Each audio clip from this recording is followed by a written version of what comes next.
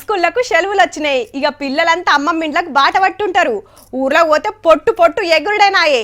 మళ్ళా స్కూల్ చాలేదాకా పురుసత్తు. ఊర్లోకి పోతే పాత దోస్తులంతా వస్తారు కాబట్టి మంచిగా ఆడుకుంటారు. అమ్మలకు కూడా జరంత రెస్ట్ దొరుకుతుందని తల్లిగారింటికి పోతుంటారు.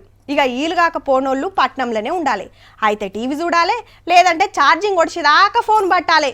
గసంటోల కోసమే గీ వార్త పట్టుకొచ్చినాం చూడురి. మరి పట్నంలా సమ్మర్ క్యాంప్ చాలైనాయి పిల్లలకు. చదువులు కోచింగ్లు కాదుల్లో, పొద్దంతా ఆటలే. గ్రౌండ్ కు పోవాలే, చెమటలు తీయాలి. ఇయాల్టికెళ్ళి వచ్చే నెల 31 దాకా పొద్దుగాల 6ంటికెళ్ళి 8, పొద్దుముక 5ంటికెళ్ళి 7:30 దాకా మున్సిపాలిటీలు పెట్టిన క్యాంపులల్లా ఆటలాడిపిస్తారట. 6 16 వయసున్నోళ్లకు chance. Cricket, volleyball, football, kabaddi, running, carrom board, chess, ఈత కొట్టుడు, డాన్సులు చేసుడు 44 తీర్ల ఆటలాడిస్తారట.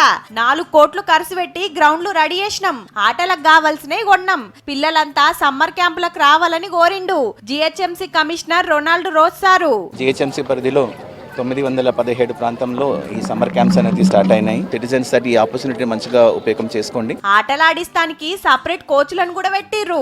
అమ్మో, ఫీజు ఎంత అంటారో అనేరు. ఫ్రీగానే కాకుంటే 50కెళ్ళి 100 రూపాయలు ఎంట్రీ ఫీజు కట్టాలి. మీకు దగ్గర పట్ల ఏడబెట్టినరో చూసుకొని మీ పిల్లల్ని సుత వంపురి. మరి పొద్దంతా ఇంట్లుండి ఫోన్లు పట్టుకునే తిప్పలు తప్పుతాయి. ఆటల్లా మంచిగా తర్ఫీద్ అవుతారు.